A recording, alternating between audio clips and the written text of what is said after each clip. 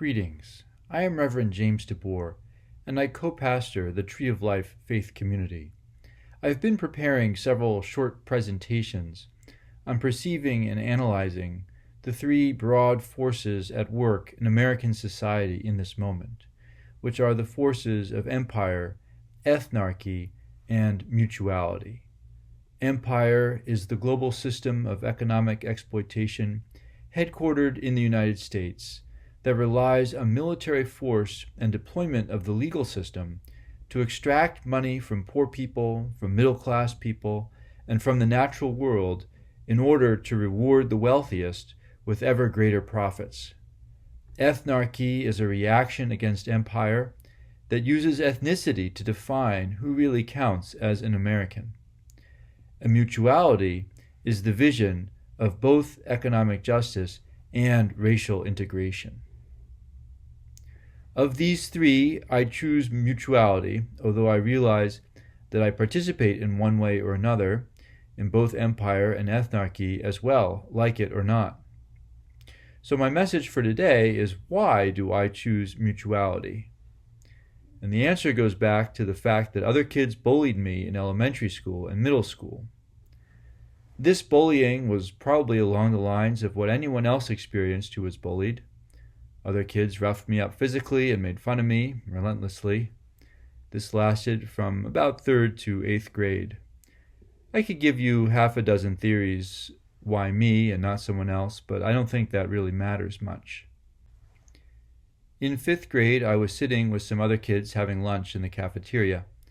This was a group that if I came and sat with them, they usually would just let me, even though we weren't exactly friends. I went up for more juice, and when I came back, my place was gone, including the chair I was in. They told me I hadn't been sitting there. After a disorienting couple of minutes, I figured out they had put my chair under the table, spaced out their chairs evenly around the circular table, and scooted my tray to the center of the table. It would have been a clever prank if they had done it to someone who wasn't already on the outs, but of course these pranks don't happen to the cool kids.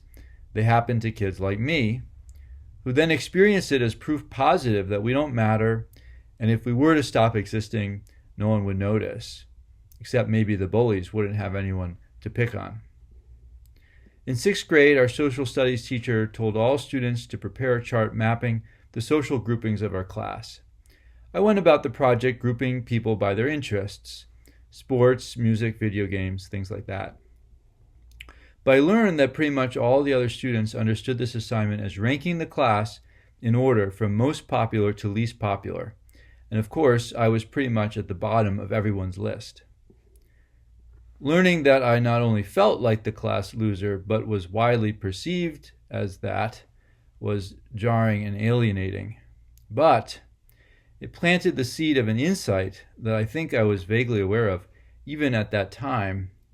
Those who see themselves in the world as somewhere on the sliding scale between most popular and least popular measure everything they do and say by how to become more popular or how not to become less popular. You're deeply invested in a system, and you live in constant fear that your life will become more like mine was. To everyone who is feeling insecure, ethnarchy appears to offer a sense of belonging, at least for those in the favored ethnic categories. For that reason, it has an appeal to people who have been bullied in many ways, including by the workings of empire, which I'll talk about in another message. For people who are bullied growing up like I was, for anyone feeling left out, cast out, trampled upon, there is something very attractive about defining yourself based on ethnicity and letting that same ethnicity be the measuring stick of who counts as an American. You may find yourself linking your ethnicity back through the generations and thinking of this identity as a sacred trust that you need to safeguard and pass down to future generations. But here is why ethnarchy never really works, even for the people whose ethnicity is the one that gets centered and celebrated. No matter who you are or what your background is, you are always going to be on a sliding scale between the most white and the not white enough. And you will always live your life under constant fear that something will push you into not white enough. The welcoming hand of friendship that ethnarchy seems to offer is a trap. It will bring you into a living purgatory where you will evaluate everything you say and do by the criteria of what other white people think about what you say and do, and will it be sufficiently pro-white?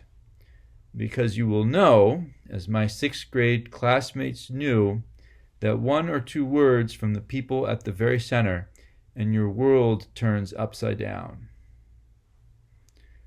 Let's talk about mutuality. There is a world that's already here, and it's still in the process of coming into existence, where you can have belonging without judgment. There is a world already here and still in the making, where you can find love and appreciation purely because you are a child of God. You don't have to satisfy anybody's standards of achievement or whiteness to belong and participate. We value what we have in common and approach the differences with curiosity.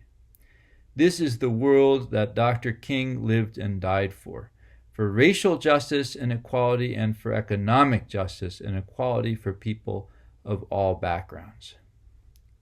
The takeaway is this: we all have painful experiences we've lived through of one kind or another. What are we going to do with these experiences? Can we use them to help us put ourselves in another person's shoes for a couple of minutes? And what can our lives look like if we go together for a little while with that other person? Peace to you. Amen.